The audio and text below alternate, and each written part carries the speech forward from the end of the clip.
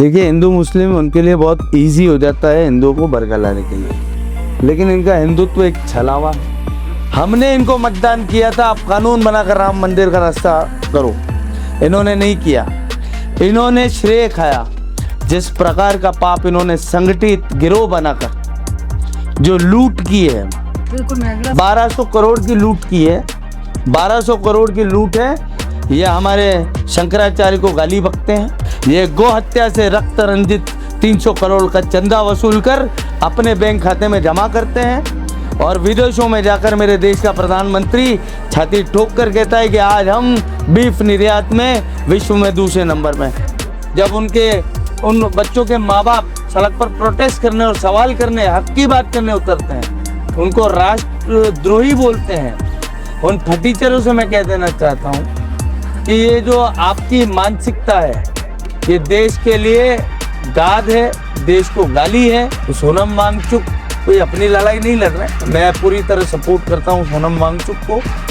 देश का गृह मंत्री देश की संसद में खड़ा होकर बोले कोई सैनिक हमारा हताहत नहीं हुआ, कुछ कैजुअलिटी नहीं हुई, तो उन सैनिकों का जो अपमान किया है उसको राष्ट्रद्रोही बोलने की बजाय जो सड़क पर सवाल कर रहा है उसको राष्ट्रद्रोही बोलने वाले फटीचर सबसे बड़े राष्ट्रद्रोही। कोई किसान अगर खड़ा होकर बोले कि हमको खाद बीज उपलब्ध नहीं हो रहा है तो उसको राष्ट्रद्रोही बना दिया जा रहा है। ये जो फर्जी राष्ट्रभक्त घूम रहे हैं, इन फर्जी राष्ट्रभक्तों ने देश को एक गलत दिशा की ओर मोड़ दिया। देश 20 साल पीछे चला गया है। अपना जो एक मान था, भारत का जो सम्मान था विदेशों में, वो खत्म होता सा प्रतीत हो रहा है। कुछ भ्रष्ट अधिकारी हैं जो 50 अपने रिटायरमेंट के टाइम से जब जॉब पे लगे थे तब से यहीं पर हैं और यहाँ से कहीं जाते नहीं, क्योंकि उनको कुछ चोर बेईमान भ्रष्ट नेताओं का वरद है। वो चप्पल चौराहे पर उदयपुर के 5 लोग अभी तक मारे जा चुके हैं एक्सीडेंट्स में। बिल्कुल, लेकिन जनता के प्रति जवाबदेही नहीं है। दोस्तों, राजनीति जितनी दिलचस्प होती है उतनी ही ज्यादा रहस्यमयी भी।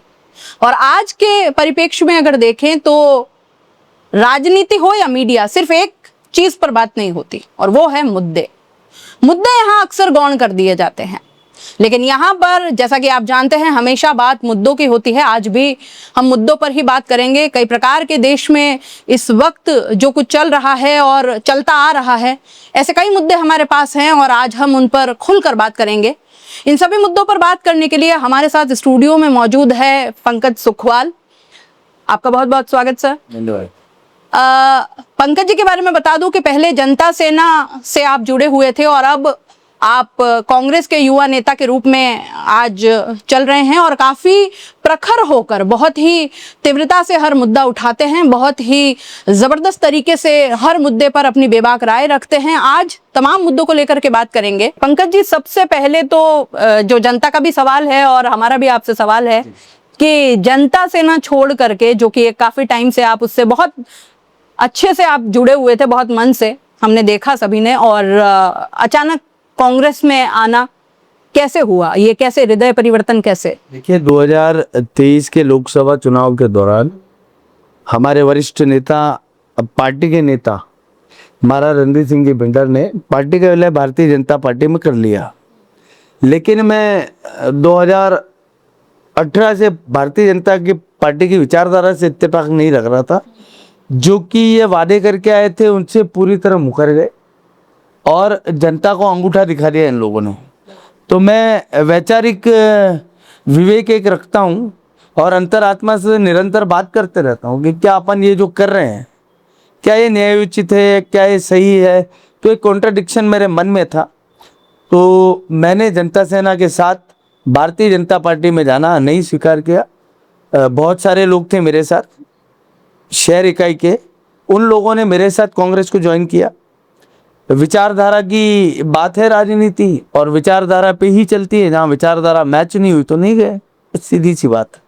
विचारधारा की आपने बात की है, और जहां तक भाजपा का अगर देखा जाए तो कहा जाता है कि भाजपा के पास अन्य सारे मुद्दे आप बयान कर दीजिए, सिर्फ और सिर्फ हिंदू मुस्लिम का एक ऐसा मुद्दा है जिसको पकड़ करके भाजपा जो है आज 3 बार वो सत्ता में काबिज हो पाई है। नरेंद्र मोदी जो प्रधानमंत्री के तौर पर हैं इस वक्त, उनकी भी अगर बात करें तो एक मेन जो चीज है वो हिंदू मुस्लिम मुद्दे को पकड़ के चल रही। क्या कहना है?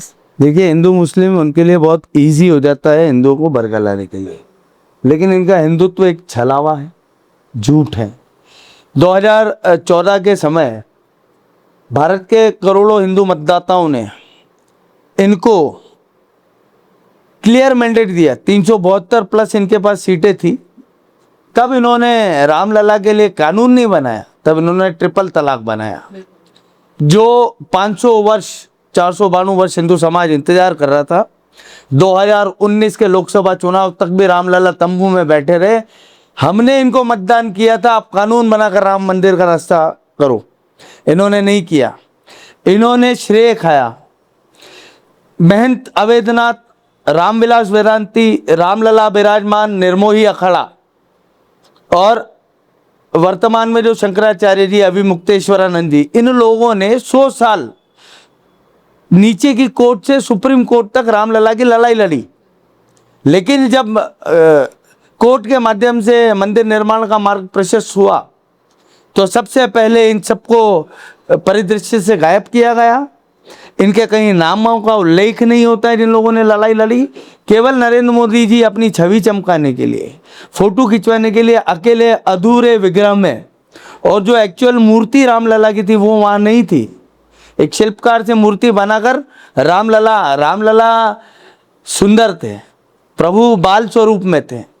प्रभु का रूप एक मन में विचार करता है हिंदू के बहुत सुंदर होंगे, लेकिन जो प्रतिमा है वो प्रभु के रूप से बिल्कुल उलट है। ये भारतीय जनता पार्टी का मंदिर है। प्रभु श्री राम की प्रतिमा जिसकी वर्षों पूजा अर्चना हुई है वो मूर्ति वहाँ नहीं है। और उसके बाद जिस प्रकार का पाप इन्होंने संगठित गिरोह बनाकर जो लूट की है, बिल्कुल 1200 करोड़ की लूट की है, 1200 करोड़ की लूट है। बाबर नहीं कर पाया, औरंगजेब नहीं कर पाया, अन्य आक्रांता नहीं कर पाया। इस बाबरी जनता पार्टी, इसको भारतीय जनता पार्टी नहीं कह सकते, ये बाबरी जनता पार्टी है। ये हमारे शंकराचार्य को गाली बकते हैं। ये अबोध बटुक जो छोटे संत हैं उनकी शिखाएं पकड़कर मौनी अमावस्या के दिन संगम के घाट पर घसीटते हैं। ये गो हत्या से रक्त रंजित 300 करोड़ का चंदा वसूल कर अपने बैंक खाते में जमा करते हैं। और विदेशों में जाकर मेरे देश का प्रधानमंत्री छाती ठोक कर कहता है कि आज हम बीफ निर्यात में विश्व में दूसरे नंबर में, तो डूब कर मर जाने वाली बात है। इसलिए इनका हिंदुत्व छलावा। बिल्कुल, ऐसा पहली बार ही हुआ होगा शायद कि शंकराचार्य का इस तरह से अपमान हुआ हो कि वो बिना जो है वो मौनी अमावस्या पर जब गए थे और बिना स्नान किए वापस लौट आए हो। इस तरह का परिदृश्य भी मेरे ख्याल से अगर बड़ी दुखद स्थिति थी, बड़ी हृदय विदारक स्थिति थी। और एक पूरी टोल आदमी पूरे देश में बिल्कुल शंकराचार्य के खिलाफ खड़ी हो गई। बिल्कुल एंटी नेशनल हर कोई। सोशल मीडिया पर जिस प्रकार से हमारे शंकराचार्य का अपमान किया, बिल्कुल ये हम भूल नहीं सकते। बिल्कुल ठीक बात है। तो मौसम बहुत अच्छा है इसलिए हम बाहर आ गए हैं, आपको भी कुछ नज़ारे दिखा देते हैं, साथ ही साथ फिर से अपने प्रश्नों पर आ जाते हैं। पंकज जी, अभी जिस तरीके की राजनीति चल रही है, अगर किसान आवाज उठाए तो वो खालिस्तानी है, मुसलमान आवाज उठाए तो वो पाकिस्तानी है। और जिस तरीके से हमने देखा कि किसानों में भी 700 किसानों की मृत्यु के बाद भी ये सरकार जो है वो असंवेदनशील बनी रही। और अब हम छात्रों के साथ भी उसी तरह की कुछ चीजें देख रहे हैं जिसमें जो प्रोटेस्ट है वो 1 महीने से चल रहा है। सरकार बातचीत का रास्ता नहीं अपना पा रही है, कुछ उनके बीच में नहीं, और उनको मतलब गलत तरीके से पेश करने की कोशिश और कर रही है। क्या कहना है नीट के ऊपर, आपका क्या स्टैंड है? देखिए, नीट का बड़ा ज्वलंत मुद्दा है। एक माता पिता अपने बच्चे को जन्म देने के बाद नर्सरी में उसके टिफिन, उसके बैग, उसके स्कूल सॉक्स, जूते के लिए इतने चूजी रहते हैं और बहुत अरमान से अपने बच्चे को एक चीज बिल्कुल स्टेप बाय स्टेप आगे बढ़ाते जाते हैं। और जब नीट का एग्जाम देता है बच्चा और पेपर लीक हो जाता है और 21 युवा बच्चे आत्महत्या कर लेते हैं, और न सरकार को फर्क पड़ता है न जनप्रतिनिधियों को फर्क पड़ता है, और कुछ टटपुंजी फटीचर किस्म के लोग जब उन बच्चों के माँ बाप सड़क पर प्रोटेस्ट करने और सवाल करने, हक की बात करने उतरते हैं, उनको राष्ट्रद्रोही बोलते हैं। उन फटीचरों से मैं कह देना चाहता हूँ कि ये जो आपकी मानसिकता है ये देश के लिए गाद है, देश को गाली है, देश के राष्ट्रभक्त जनता को जिस प्रकार से आप सवालों के घेरे में खड़ा करते हो, ये आपकी कुत्सित मानसिकता का परिचायक है और आपकी दुष्टता का द्योतक है। ये जो दुष्ट लोग हैं, इन दुष्ट लोगों ने उन माँ बापों के घाव को हरा किया इनको राष्ट्रद्रोही बोलकर, और सरकार की संवेदनाएं शून्य हो चुकी है। इनकी मांग क्या है? इनकी मांग है कि धर्मेंद्र प्रधान जिम्मेदारी लें, इस्तीफा दे या सरकार जवाबदेही तय करे। बिल्कुल। और ऐसा कोई मैकेनिज्म फिर बनाए कि कोई पेपर लीक न हो और किसी का बच्चा आत्महत्या ना करे। साल साल 2-2 साल दिन रात मेहनत करके जो बच्चा पेपर देकर आता है, माता पिता पूछते हैं कैसा हुआ, और शाम को पता चले कि वो पेपर लीक हो गया, तो उन बच्चों के संघर्ष को जिस प्रकार से कुचला मसला जा रहा है और उसके ऊपर उनके घाव पर नमक छिड़क कर उनको राष्ट्रद्रोही बताया जा रहा है। तो सोनम वांगचुक कोई अपनी लड़ाई नहीं लड़ रहे, मैं पूरी तरह सपोर्ट करता हूं सोनम वांगचुक को। देश के हर उस छात्र को जिसके साथ अन्याय हुआ है, उन माँ बापों के साथ मेरी गहरी संवेदना है जिनके बच्चे काल कलवित हो गए, बेवक्त काल कलवित हो गए। सरकार की निष्ठुरता और सरकारी जो नाफरमानी और बद इंतजामी का शिकार हो गए। ये सरकार ने उनकी एक सामूहिक हत्या की है, उनके सपनों की हत्या की है, कुछ माँ बाप के अरमानों की हत्या की है। उस हत्याकांड की जिम्मेदारी तय करने के लिए आज दिल्ली में जो चल रहा है, मैं उसका पूर्णतः समर्थन करता हूं। और जो लोग राष्ट्रद्रोही बोलते हैं, वो सैनिकों के अपमान पर 6 सैनिक, बिल्कुल 6 सैनिक ऑपरेशन सिंदूर के दौरान मारे जाए। देश का गृह मंत्री देश की संसद में खड़ा होकर बोले कोई सैनिक हमारा हताहत नहीं हुआ, कुछ कैजुअलिटी नहीं हुई। तो उन सैनिकों का जो अपमान किया है उसको राष्ट्रद्रोही बोलने की बजाय जो सड़क पर सवाल कर रहा है उसको राष्ट्रद्रोही बोलने वाले फटीचर सबसे बड़े राष्ट्रद्रोही। पंकज जी, क्या आप मानते हो कि सवाल पूछने की और जवाब देने की जो एक परंपरा एक स्वस्थ लोकतंत्र में हुआ करती थी, वो कहीं ना कहीं खत्म हो रही है? कई मोर्चों पर भारत जो है वो आज संघर्ष कर रहा है। शिक्षा के क्षेत्र में, चिकित्सा के क्षेत्र में, आप देखिए इंफ्रास्ट्रक्चर के क्षेत्र में विदेश नीति सबसे ज्यादा बर्बाद हुई है। क्या कहना चाहेंगे? जवाबदेही कहीं है ही नहीं, और साथ ही साथ जनता का आउटरीच भी नहीं है, सवाल ही नहीं है, आक्रोश नहीं है। क्या कहना है, क्या हम वाकई में समर्पित हो चुके हैं? जनता से सवाल पूछने का अधिकार ही छीन लिया है, क्योंकि एक इन्होंने इकोसिस्टम ऐसा बनाया, एक ट्रोल आर्मी है इनकी। शंकराचार्य सवाल करे तो राष्ट्रद्रोही है, बिल्कुल। सोनम वांगचुक सवाल करे तो राष्ट्रद्रोही है, पंकज सुखवाल सवाल करे तो राष्ट्रद्रोही है, उस बच्चे का बाप सवाल करे जिसका बच्चा नीट की बदइंतजामी के चलते आत्महत्या कर गया, उस बच्चे का पिता अगर सवाल करे तो वह राष्ट्रद्रोही है। कोई किसान अगर खड़ा होकर बोले कि हमको खाद बीज उपलब्ध नहीं हो रहा है तो उसको राष्ट्रद्रोही बना दिया जा रहा है। ये जो फर्जी राष्ट्रभक्त घूम रहे हैं, इन फर्जी राष्ट्रभक्तों ने देश को एक गलत दिशा की ओर मोड़ दिया। देश 20 साल पीछे चला गया है। देश के नागरिकों का विदेशों में जो सम्मान था वो खत्म हो गया। विदेश नीति उल्टी लटकी हुई है। आपके देश को युद्ध कब करना है, आपके देश को खाद्यान्न, तेल, पावर, एनर्जी सेक्टर से क्या सप्लाई कहां से लेनी, वो अमेरिका तय करता है। आपके देश की युद्धबंदी की घोषणा वाशिंगटन डीसी अगर करता है तो देश के गृह मंत्री, देश के विदेश मंत्री को फांसी पर लटक जाना चाहिए उन छात्रों की जगह। विदेश नीति अब शायद रह ही गई है कि मेलोडी वाली बातें हैं या फिर हाथ में हाथ डाल के गले लगाना, ये तरह की चीजें हैं। बड़ा शर्मनाक, बड़ा हास्यास्पद। किसी देश का राष्ट्राध्यक्ष उस देश के नाक होता है और उसका अबोध बालक की तरह आचरण विदेशों में वो देश की साख को नुकसान देता है, गर्त में लाता है। देश के प्रधानमंत्री को कम से कम इस प्रकार की छिछोरी हरकतें नहीं करनी चाहिए, अवॉइड करना चाहिए, बचना चाहिए। सार्वजनिक लोगों के गले पड़ने से बचना चाहिए। अपना जो एक मान था, भारत का जो सम्मान था विदेशों में, वो खत्म होता सा प्रतीत हो रहा है। और देश के नागरिकों को ये बात अखर रही, चुभ रही है, चौराहों पर चर्चा है। और जो लोग ये आज देश का माहौल और देश का मूड नहीं समझ पा रहे हैं, मेरे हिसाब में या तो उन्होंने आंखें बंद कर ली है या देश के प्रति कोई चिंतन बंद कर दिया है। तो देश के प्रति चिंतन आवश्यक है। 20 साल पीछे हमारा देश जा चुका है, इसको पटरी पे लाने में हमको 10 से 15 साल वापस लगेंगे। पंकज जी, पूरे देश के और राष्ट्रीय मुद्दों पे हमने जो मेन थे उन पे बात की, लेकिन सबसे ज्यादा अगर मैं जानना चाहती हूँ तो वो ये है कि उदयपुर की राजनीति जो है अगर स्थानीय लेवल पे भी हम देखना चाहें तो आपको नहीं लगता कि बड़े लेवल पे वहां पर है तो छोटे लेवल पे सेम चीज यहाँ पर दिखाई दे रही? कहीं ना कहीं मन में ये अभिमान तो है कि सत्ता तो हमारी ही आनी है उदयपुर में, हमारी ही यहाँ पर बोर्ड हमेशा बननी हुई है।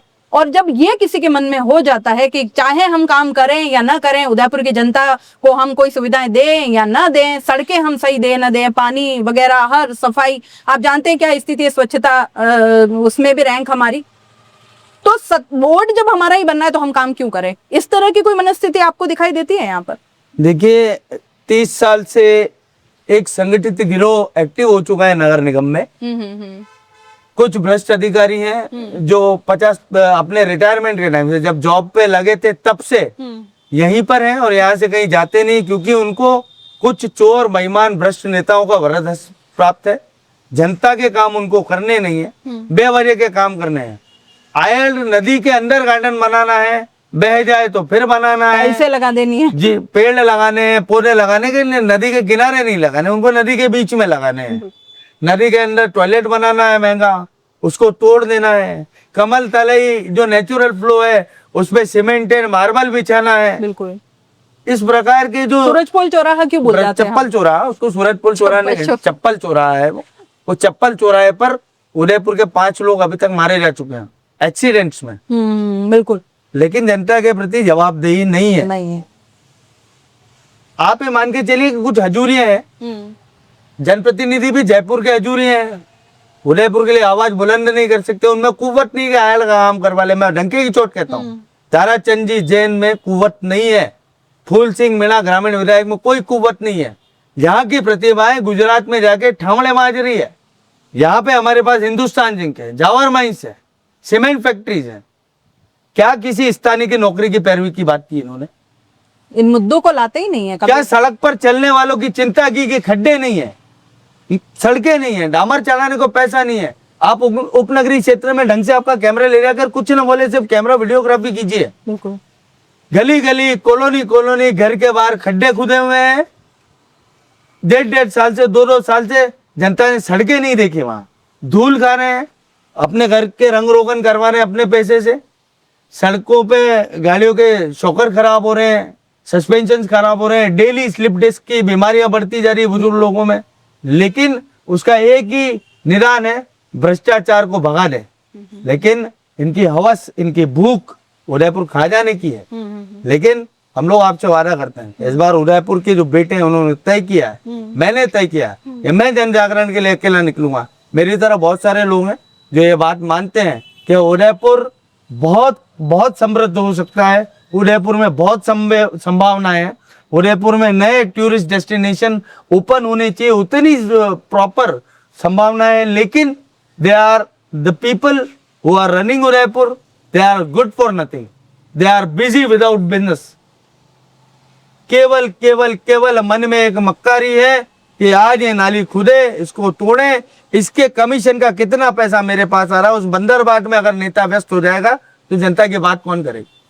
पंकज जी, आखिरी सवाल में कहीं ना कहीं सवाल जो है वो विपक्ष पर भी उठते हैं। सवाल वो इस तरीके से उठेंगे, ऐसे कई मौके आते हैं जब सत्ता पक्ष के जो विधायक हों, चाहे नेता हों, चाहे कार्यकर्ता हों, वो कहीं ना कहीं पकड़ में आते हैं। ऐसे कुछ मुद्दे मैं आपको बताती हूँ। वलीचा से आगे पूरी की पूरी कॉलोनी तबाह कर दी गई, बिल्कुल पूरी की पूरी सफाया कर दी गई। वहां पर कई नेताओं विधायकों के ऊपर आरोप भी लगे कि उनकी जमीनें हैं, उन्होंने ये प्लानिंग काटी या उन्होंने ये सारी चीजें की। उनके बेटों ने 500-500, उनके हजूरियों ने, बिल्कुल, उनके हजूरियों ने 500 रुपए के स्टाम्प पर बिल्कुल सरकारी जमीन बेच दी। हाँ, सरकार किसकी है? भाजपा। पत्रकारों ने काम किया, विपक्ष ने काम किया, सरकार जिस प्रकार से संवेदन शून्य हो गई। आपके नेता ने किसी को 20 लाख में प्लॉट बेचा है, उसका नांगल हुआ है, दूसरे दिन आपका यूडीए का बुलडोजर उसको गिरा देता है। तो क्या उस नागरिक की गलती है जिसको आपने ठगा है?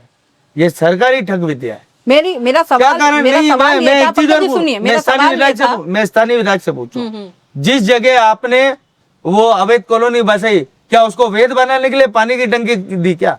जहाँ पूरे शहर में उपनगरीय क्षेत्र में पानी की व्यवस्था है, आपने वहां जाके टंकी क्यों बनाई? बिल्कुल, मेरा सवाल भी एक्चुअली यही था कि ये एक बहुत बड़ा मुद्दा था जब विपक्ष उन पर हमलावर हो सकता था। दूसरा मुद्दा जिस पर शायद हमारे अलावा कोई पत्रकार इस पर नाम लेना भी इसको एक पाप ही समझेगा, शायद नाम लेने की हिम्मत भी नहीं करेगा। उदयपुर फाइल्स बहुत बड़ा मुद्दा आया जब विपक्ष के हाथ बहुत मजबूत हो सकते थे, सवाल उठाए जा सकते थे, सत्ता पर उंगलियां उठाई जा सकती, उठे भी। लेकिन क्या कारण है कि विपक्ष इन मुद्दों को घेरने में या उस तरीके से हमलावर होने में, जवाब लेने में कहीं ना कहीं कमजोर रह जाता है? क्या कारण है? उदयपुर फाइल्स में सरासर नग्गई हुई है भारतीय जनता पार्टी का बड़े स्तर का व्यभिचार। जहाँ तक की सूचना है, अंदेशा है कि प्रदेश स्तर के कुछ नेता, स्थानीय नेता उस व्यभिचार में बिल्कुल इस तरह की खबरें आकंठ हैं। डूबे हुए हैं। जी, लेकिन जी। इन लोगों ने सरकारी तंत्र का दुरुपयोग करते हुए रात को 12 बजे किसी रिटायर्ड फौजी के घर में, उसका बेटा अपराधी हो सकता है, बिल्कुल हमको उससे कोई वो नहीं है, मोहब्बत नहीं है, सहानुभूति नहीं है, बिल्कुल। आप कार्रवाई करो कानून की। लेकिन रात को 1:30 बजे 4 साल के बच्चे, छोटे छोटे बच्चे डरे हुए हैं। एक भयाक्रांत बुजुर्ग शहीद की विधवा है, उसकी पत्नी है, उन लोगों के साथ जो अमानवीय आचरण पुलिस ने नेताओं की गाड़ी में बैठकर जाकर वहां किया, और गुंडे उसके घर के बाहर सरिया और वो लेकर घूम रहे हैं। बिल्कुल। इस पुलिस की भी अकाउंटेबिलिटी संदेह के घेरे में है। पुलिस ने भी वहां कानून को ताक पर रखकर जो काम किया, सबूतों को नष्ट किया गया। कहाँ है वो सीडीआर, कहाँ है? आरटीआई के माध्यम से मैंने प्रयास भी किया कि मांग लूं, लेकिन नहीं मिले। लेकिन देर सवेर इस घटनाक्रम का पटाक्षेप होगा। जो लोग इन्वॉल्व हैं वह उदयपुर की सत्ता के शीर्ष पर कायम है। उनका घमंड किसी रावण से भी 4 गुना ऊंचा हो गया है। लेकिन रावण भी नहीं रहा, रावण का घमंड भी नहीं रहा, आप भी नहीं रहोगे, आपका घमंड भी नहीं रहा। लेकिन आपको नहीं लगता कि विपक्ष एकदम शांत बैठ जाता है 2 दिन का आक्रोश के बाद, और उससे कहीं ना कहीं वो मामले जो है वो ठंडे बस्ते में चले नहीं, जाते हैं और इसका फायदा सत्ता पक्ष को मिलता है? इसमें एक टेक्निकल इशू है। आप देखिए, नगर निगम में पिछले महीने हमने आयुक्त से पूछा कि भैया 2000 कर्मचारी आपके यहाँ हैं और 1000 हाजिरी पे आ रहे हैं, बाकी अपनी सैलरी का कुछ हिस्सा देकर घर बैठकर मौज मना रहे हैं, ऐसा क्यों है? तो हम पर सुओ मोटो सूरजपोल पुलिस राजकार्य में बाधा का मुकदमा दर्ज करती है। तो ये टेक्निकल इश्यू है। सबूतों के अभाव में विपक्ष भी, क्योंकि सरकार अमर्यादित आचरण पर उतरी हुई है, सब कुछ तहस नहस, सारे लोकतांत्रिक अधिकार, सारे मूल्यों को खूंटी पर रखकर, अपनी शुचिता को टांग कर नंगा नाच नाचने पर उतरी हुई है कि प्रदेश अध्यक्ष के भाजपा के ऐसा कुछ हुआ ही नहीं। क्यों नहीं हुआ? तो जेल में क्या कर रहा है बंदा? बिल्कुल बिल्कुल। उसके सीडीआर आपने क्यों नष्ट किए? बिल्कुल। कैमरे क्यों तोड़ दिए? बड़ी बात है, लंबी बात है। लेकिन महिला मोर्चा की जितनी महिला है, मैं उनसे हाथ जोड़कर कहता हूँ, अपने भारतीय जनता महिला मोर्चा होगी, आपकी इज्जत आपके हाथ में है। किसी भी नेता को अपने इतने नजदीक ना आने दे कि इस प्रकार का कोई काम हो, क्योंकि मेरी माताएं बहनें हैं। बिल्कुल ठीक बात है। भारतीय जनता युवा भाजपा की महिला नेता खुद इसके अगेंस्ट, भाजपा की महिला मोर्चा की सभी बहनें मेरी बहनें हैं। बिल्कुल। उनकी इज्जत की मुझे चिंता है, क्योंकि वे बेचारी घूम रहे हैं। तो भाजपा के महिला मोर्चा, उनके परिवार वालों को भी सोचना चाहिए, ऐसे संगठन में जाए तो थोड़ा अपनी आबरू बचा के चल। पंकज सुखवाल, आज की उदयपुर की राजनीति हो चाहे देश की राजनीति हो, क्या एक ऐसा संदेश देना चाहते हैं, या क्या एक अपना खुद का एक मोटो लेकर के चल रहे हैं? क्या बदलाव आने वाले समय में लाना चाहते हैं? नागरिकों के लिए गुणवत्ता तय की जानी चाहिए। जो कामचोर अधिकारी हैं, बरसों से जमे हुए हैं, उनको यहाँ से विदाई देनी चाहिए।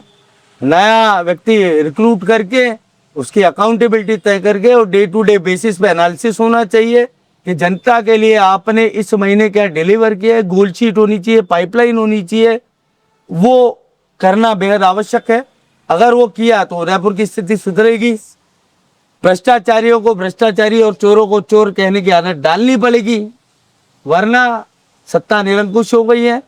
इस निरंकुश सत्ता के अंकुश लगाने का काम जनता कर सकती है। मेरे उदयपुर के नागरिकों से आग्रह, करबद्ध विनती है कि अपने अधिकारों के लिए बोलिए। आपका दायित्व बिल्कुल नहीं है कि फलाना नेता बन जाए। आपका दायित्व है कि आप घर से बाहर निकले तो आपको चाक चौबंद सड़कें मिले। आप घर में अगर हैं तो प्रॉपर इलेक्ट्रिसिटी हो, प्रॉपर पानी की व्यवस्था हो आपकी सुरक्षा के लिए। जिस प्रकार से चेन स्नैचिंग की वारदातें हो रही हैं, जिस प्रकार से छोटी छोटी बच्चों के बलात्कार होना है, जिस तरह से अपराधों का ग्राफ बढ़ा है, जिस तरह से थाने में जो अधिकारी बैठे हुए हैं बंदियां लेकर फरियादी से अपराधी से आचरण कर रहे हैं, उन पर कार्रवाई हो तो सरकार का इकबाल बुलंद हो। सरकार का इकबाल चुनने की ओर जा रहा है। सरकार को भी ये सोचना चाहिए कि लोक कल्याणकारी कार्यों के लिए आपका निर्माण हुआ है, खाली फोटो खींचकर और लोगों के घर चालान भेजने का काम मत कीजिए। जनता की गाड़ी कमाई को इस प्रकार से लूटने का प्रयास मत कीजिए। जनता आपकी अपनी है, कोई चलता फिरता एटीएम नहीं है। जिस प्रकार से पेट्रोल डीजल के दाम बढ़े हुए हैं, जिस प्रकार खाद्यान्न सामग्री के दाम बढ़े हुए हैं, जिस प्रकार शिक्षा व्यवस्था के दाम बढ़े हुए हैं, और जिस प्रकार से जनता का जिस प्रकार से सिर मूंड कर आप लूटना चाह रहे हो, उसको बंद करना चाहिए। एक कविता है, वर्तमान के परिदृश्य में अमृतकाल ये कैसा है, जनता जैसे हरी घास है और शासन भूखा भैंसा है। तो इस भूखे भैंसे को भी समझना चाहिए कि पेट की एक सीमा है, थोड़ा कम खाएं, बदहजमी हो जाएगी, दस्त लग जाएगी, डिहाइड्रेट हो जाएगा। Thank you so much. मेरा एक सवाल है जी अमजद सुकवाल एक काफी प्रखर नेता जब जनता सेना में थे, कभी भी बापी पकड़ा इस तरीके से आप बोलते जी वो भाजपा सरकारें हैं देख या तो डराती हैं देख या खरीद ले, आप डरोगे या खरीदे जाओगे? देखिए, आग्नेय परीक्षा की इस घड़ी में आइए अर्जुन की तरह उद्घोष करें, ना दैन्यम ना पलायनम। ना हार मानूंगा, ना झुकूंगा, ना टूटूंगा, ना बिकूंगा। जनता की बात करता रहूंगा, खड़े होकर करता रहूंगा, क्योंकि कोई ऐसा काम हमने किया नहीं कि नजरें झुकानी पड़े और डरना पड़े। चोरों को डरना चाहिए मुझसे। धन्यवाद। तो ये थे हमारे साथ कांग्रेस के प्रखर नेता और आने वाले समय के एक बहुत ही जबरदस्त नेता आप देख रहे हैं, पंकज सुखवाल। और आज हमने कई मुद्दों पर इनसे बात की, जिसमें लेकर के राष्ट्रीय बहस के जो मुद्दे थे वहां से लेकर के उदयपुर की राजनीति पर भी हमने कई बात की। आने वाली राजनीति में, आने वाले समय में हम देखेंगे कि कई मुद्दों पर और भी जबरदस्त पकड़ के साथ पंकज सुखवाल जो हैं वो यहाँ से शायद उदयपुर के मुद्दे आगे लेकर के चलेंगे। और कई सारी चीजें इसमें अब लगता है कि कहीं ना कहीं कांग्रेस के अंदर भी वो फिर से एक जो चार्ज वाली बात है, वो फिर से एक आक्रामकता, एक जोश जो है वो फिर से नजर आने लगा है। क्या कहना है आपका, कमेंट बॉक्स में जरूर एक बताइएगा। अपील जनता से, सरकार से सवाल पूछिए, आंखों में आंखें डालकर अपने आप की बात कीजिए। आप राष्ट्रद्रोही नहीं, आप राष्ट्रभक्ति का परिचय दे रहे हैं। सरकार से सवाल करना, सरकार की गलत नीतियों का विरोध करना, ये राष्ट्रभक्ति की प्रथम पंक्ति का एक कार्य है। इसलिए आइए राष्ट्रभक्ति के साथ चलें, पार्टी भक्ति फिर कभी कर लीजिएगा। आज देश को आपकी जरूरत है। धन्यवाद।